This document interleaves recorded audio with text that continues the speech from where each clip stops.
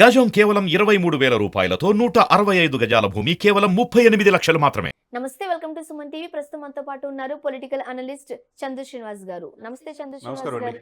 ప్రస్తుతం మనం చూడొచ్చు, భారతదేశం అంతటా కూడా #బాయ్కాట్ మాల్దీవ్స్ అంటూ ఒక టాపిక్ ట్రెండింగ్ అవుతుంది. ఫస్ట్ ఆఫ్ ఆల్ ఏం జరిగింది అనేది కొంతమందికి అర్థం కావట్లేదు.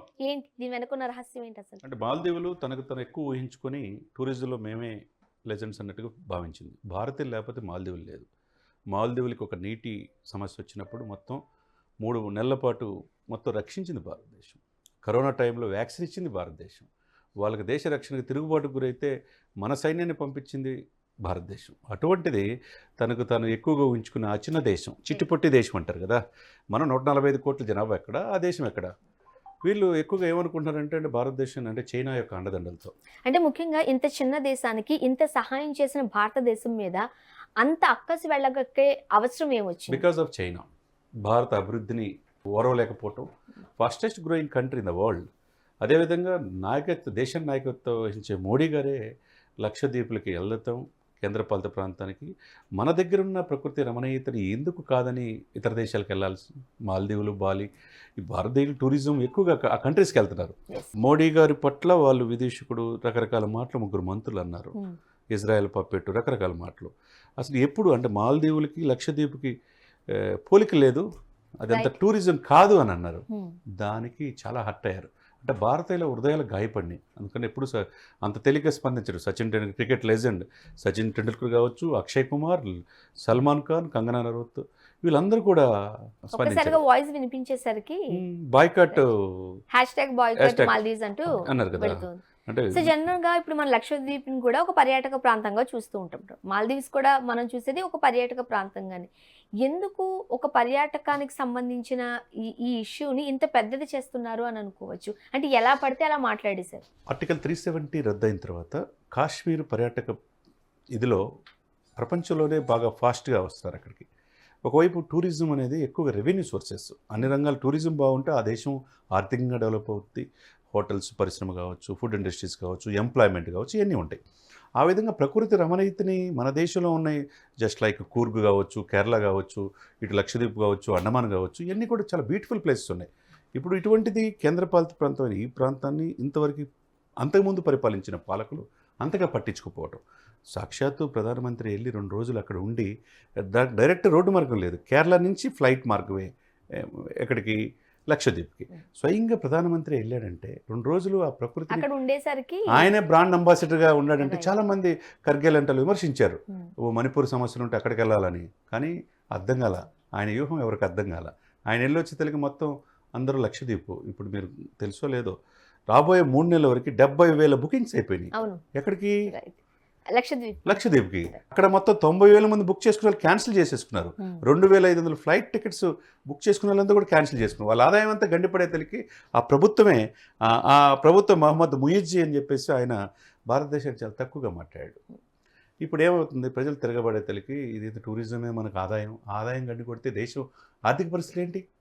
ఇప్పుడు ఒకప్పుడు మీరు ప్రాణాపాయ స్థితిలో, మీరు చనిపోయే సమయంలో వ్యాక్సిన్ మన దేశం పంపిస్తే, మీకు నీటి అంతరాయం కలిగినప్పుడు, వాటర్ సోర్సెస్ ప్రాబ్లం వచ్చినప్పుడు టెక్నికల్గా భారతదేశం సహాయం అందిస్తే, మీకు సైనికులు తిరుగుబాటు చేసినప్పుడు భారతీయ నుంచి సైనికులు పంపించి మిమ్మల్ని రక్షిస్తే స్నేహధర్మం కాదు కదా. ఆ పాయింట్ ఆఫ్ వ్యూ అంటే ఎక్కడ దేశవ్యాప్తంగా కాకుండా ప్రపంచవ్యాప్తంగా దీన్ని మేధావులు అందరూ కూడా బాయ్కాట్ అంతే కదండి. ఒక్కసారిగా దిగొచ్చి 3 మంత్రుల్ని సస్పెండ్ చేశారు. ముఖ్యంగా మనం కొన్ని సందర్భాలలో చైనా తోలు బొమ్మల ఆడిస్తుంది అని మనం వింటూ ఉంటాం, రైట్?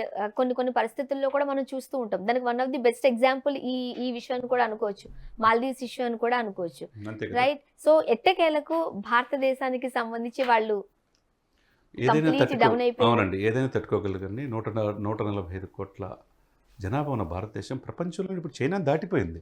భారతదేశం దేంట్లో తక్కువ కాదు. ఇప్పుడు ఫాస్టెస్ట్ ఆర్థిక రంగంలో టాప్ 5లోకి వచ్చేసింది. ఇంకొక 5 సంవత్సరాలు 10 సంవత్సరాలు చూసుకుంటే ప్రపంచంలోని అన్ని రంగాల్లో ముందుకు వచ్చే భారతదేశం శాస్త్ర సాంకేతిక రంగాల్లో ముందుకెళ్తుంది. ఇప్పుడు ఏ దేశంలో సుందర్ పిచాయ్ చూడండి, గూగుల్ ఎవరు, Yes. మన భారతీయుడు. మన భారతీయుడు ఏ విధంగా సత్యనాదాల్లో చూడండి, ఏ ఇంటర్నేషనల్ ఆర్గనైజేషన్ కూడా భారతీయులు లేనిది ముందుకెళ్లే పరిస్థితి లేదు. అంటే అమెరికాలో కూడా అన్ని రంగాల్లో భారతీయులు ఉన్నారు. ప్రపంచంలో దాదాపు మీరు తెలుసో లేదు, out of 250 countries maybe almost ఉంటే దాదాపు 180 దేశాల్లో భారతీయులు లేకుండా ఆ దేశంలో ఫంక్షనింగ్ లేదు. రైట్. అటువంటి గొప్ప దేశం ఇప్పుడు లేదు. గతంలో లేని ప్రధానమంత్రి మోడీ గారు వచ్చిన తర్వాత ఒకవైపు సాంస్కృతిక సంప్రదాయాలు కాపాడుతున్నారు. గుదిబండలాగా తయారైన 370 ఆర్టికల్ కాశ్మీర్లో ఉగ్రవాదం రెచ్చగొట్టి అక్కడ అశాంతి కలిగజేసి పాకిస్తాన్ ప్రేరేపిత ఉగ్రవాదుల వల్ల కాశ్మీర్ పండితులు ఓచుకోతకు వస్తే ప్రకృతి రమణీయం అండి. కాశ్మీర్ ఎంత అందాలు మన తెలుగు పాటల్లో కూడా ఉంటుంది. అటువంటిది ప్రజలు స్వేచ్ఛగా ఈరోజు 370 ఆర్టికల్ రద్దు సబబే అని చెప్పి సుప్రీంకోర్టు ఇచ్చిన తర్వాత టూరిజం బ్రహ్మాండంగా పెరిగింది. యాపిల్ పరిశ్రమలు కావచ్చు, అక్కడ ఉన్న వాళ్ళంతా హ్యాపీగా ఉంటున్నారు. అంటే మన జీవితంలో అంతర్భాగమైన మన ప్లేస్ని వేరే దేశం వాళ్ళు వచ్చి ఆక్రమించుకోవటం, మన దేశంలో అశాంతి కలిగించడం మంచి పద్ధతి కాదు కదా. అది మోడీ గారి దగ్గర ఉంటే కాదు కదా. అటువంటి మోడీ గారి యొక్క ఆ యొక్క పరిపాలన దక్షత, ఒకవైపు మన ఉన్న వనరులు ఏ విధంగా ఉపయోగించుకోవాలి, అన్ని రంగాలు ఏ విధంగా డెవలప్ అవ్వాలి అనే పాయింట్ ఆఫ్ వ్యూలో ఆయన తీసుకున్న స్టెప్ విమర్శనవాదులకు ఒక చెంపపెట్టుగా భావించాలి. అవతల ఒక దేశమే దిగొచ్చిందంటే ఒక్కసారిగా మన వాళ్ళు 90,000 మంది క్యాన్సిల్ అయిపోతే ఏముంది వాళ్ళకి. ముఖ్యంగా మన ప్రధానమంత్రి గారిని రైట్ ఒక 2 మాటలు మనం ఉచ్చరించలేం కూడా. రైట్. సో అటువంటి మాటలు అనేసరికి మీరు ఒకసారి మనం అబ్జర్వ్ చేస్తే పాలిటిక్స్ పక్కన పెట్టేద్దాం, బాలీవుడ్ అంతా కథలొచ్చింది, క్రికెటర్స్ కథలొచ్చారు, సామాన్యులు మాట్లాడుతున్నారు. సో అంటే ఎంత అవేర్నెస్ వచ్చిందని మనం అనుకోవచ్చు. అంటే మన దేశానికి సంబంధించిన నేతల్ని, ముఖ్య నేతలను ఏమైనా అంటే మేము ఊరుకోమని చెల్లు అనిపించేలా చెప్పినట్లేదు. నోటి దొరుస్తు అంటే ఖచ్చితంగా మాట్లాడాలంటే వాళ్ళు మాట్లాడిన మాటలకి ఆయన్ని విమర్శించే స్థాయి వాళ్ళది. మోడీ గారు ఎంత వీళ్ళంత దేశం కోసం లైఫ్ భారతదేశంలో ప్రపంచవ్యాప్తంగా మోడీ గారు వరుసగా 3వ సారి కూడా ప్రపంచంలో అత్యంత ప్రజాదరణ పొందిన నేతగా కొనియాడుతున్న ఈ సమయంలో మీరెంత చిట్టి దేశం, చిట్టుపొట్టి దేశాల్లో అదో దేశం అంతే కదా. మన దేశం వెళ్ళతే యాత్రికుల వల్ల మీరు బెనిఫిట్ అయ్యి మీ ఆర్థికంగా మీరు జీవిస్తున్నారంటే భారతీయులు పెట్టిన భిక్ష. అది ఎక్కువగా ఊహించుకొని మీరు ఏదో సముద్రం దగ్గర ఉంటుంటే చరిత్రకారులు చాలా చెప్పింది ఏంటంటే మాల్దీవులు ఏదో ఒక రోజులో సముద్ర గర్భంలో కలిసిపోద్దంట. అప్పుడు దిక్కేవారు వీళ్ళకి. కాబట్టి ఎక్కువగా ఊహించుకోకూడదు. ఇట్లా ప్రధానమంత్రిని విమర్శించే స్థాయి మీద ఒక మంచి పరిణామం మీరన్నట్టండి. ఎప్పుడు అంత తేలిగ్గా స్పందించిన సల్మాన్ ఖాన్ కూడా ముందుకు వచ్చాడంటే, అక్షయ్ కుమార్ అంటే ఎప్పుడు ముందుంటాడు ఒక సోషల్ కాజ్ కోసం.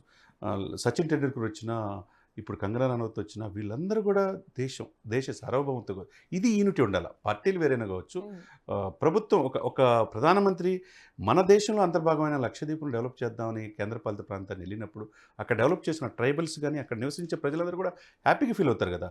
ఆదాయం విదేశీ మార్గం మనకు కూడా వస్తుంది కదా. అటువంటి పరిస్థితుల్లో ఇప్పుడు జస్ట్ లైక్ శ్రీలంక ఉందండి. శ్రీలంక ఒకప్పుడు రామరాసుడు అక్కడ ఉన్నారని చెప్పి మనం అనుకుంటాం. శ్రీలంక ఈజీగా ఎందుకు భారతదేశంతో పాటు టూరిజం డెవలప్ చేసుకుని అనేక కంట్రీస్లు వీసా ఫ్రీ చేస్తాయి, విజిటింగ్ వీసాగా అక్కడికి చేసేస్తారు. అంటే సరళీకృతంగా చేస్తున్నాయి ఆ దేశాలు భారతదేశంతో స్నేహ సంబంధాలు కొనసాగించడానికి. అదేవిధంగా టూరిజం డెవలప్ అవుతుంది. ఆ స్నేహ సంబంధం లేకపోతే శ్రీలంక ఏమైపోయి ఉండేదో కూడా మనకు తెలుసు. శ్రీలంక ఎటువంటి ఆర్థిక పరిస్థితులు వచ్చి రోడ్డు మీదకి వచ్చి దేశ అధ్యక్షుడు పారిపోయాడు. ఇప్పుడు భారతీయులకు ఫ్రీగా వాళ్ళు ఎంత హాస్పిటాలిటీ అంటే అంత ఇస్తున్నారు. అంటే పక్కనున్న దేశాలే భారతదేశం అనేక దేశాలు ఈ రోజున ఆహ్వానిస్తుంటే వీళ్ళు ఎక్కువగా తనకి తాను ఎక్కువగా ఊహించుకోవటం వల్ల ఆహ్లాదకరమైన వార్తలు. అంటే భారతీయులు ఏంటి, భారతీయుల వెనక ఎంతమంది ఉన్నారు, ఇంత స్ట్రాంగెస్ట్ కంట్రీ కదండి. జనరల్గా మనకు ఉదయం లేవగానే వాటర్ లేనిదే మనకి ఏ పని అవ్వదు.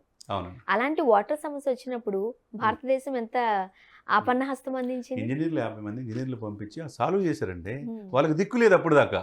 అప్పుడు చైనా సహాయం చేయలే, వేరే కంట్రీస్ ఏం చేయలే, భారతీయులు చేశారు. భారతీయులు ప్రపంచంలో ఎక్కడైనా బతకగలరు, ఎక్కడైనా కష్టపడతారండి.